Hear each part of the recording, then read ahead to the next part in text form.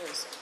As an example, right here in Mongolia, around 40%. За үзэгчтэй хүнд өглөөний мэндийг хүргэе. COP17 хурлын 10 дахь өдөр үргэлжлэн та бүхэндээ хүрж байна. За 10 дахь өдрийн хурлаар бол газар ба хүмүүсийн гэсэн энэ сэдвийн хүрээнд өнөөдрийн үндсэн хуралдаан бол эхлэж байна. За үндсэн хуралдаанаар бол мэдээж газар нутгийг хамгаалан зохистой ашиглаж ирсэн хүмүүсийн дуу хоолойг хилцүүлэхэд илүү оруулж ирэх юм. За мөн уугуул иргэд малчид, залуучууд, эмэгтэйчүүд, за орон нутгийн иргэд болон иргэний нэгэн байгууллагуудын ололттой туршлага болон зарим үндсэн илтгэлүүдийг бас сонсож хилцүүлэхээр бол төлөвлөсөн байгаа.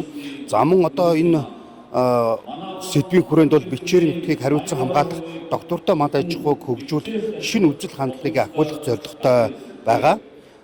За цаашдаа мөн урамшлагын өөрчлөлт, уламжлалт засаглалын тогтолцоо суларч байгаа зэрэг сорилтуудыг бол авч хэлсэн. За бэлчээр ба малчдын олон улсын жилийн хүрээнд хэрэгжүүлж буй торгоны замын жингийн цуваа санаачлагын чиглэлээр бас мөн ярилцаж халтын арга хэмжээний тухай бас голлон хэл мэдээллийн байгууллагууд мэдээлэл өгөхөөр төлөвлөж байгаа.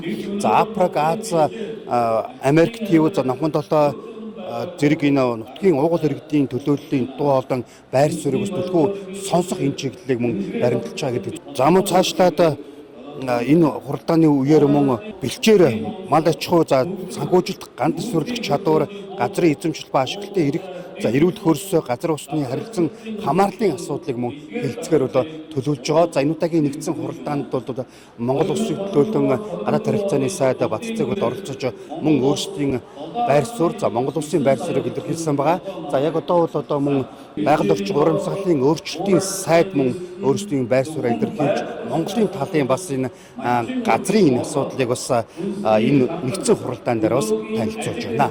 Өргөжлүүлэн та бүхэндээ бас байгаль орчин урамсгалын өөрчлөлтийн сайд яриаг хүргье. Үндсэн санаа нь малчидууд, бэлчээрийн сахин хамгаалагчид, эрх эдлэгчид, мэдлэг тээгчид, шийдвэр гаргагчид юм аа.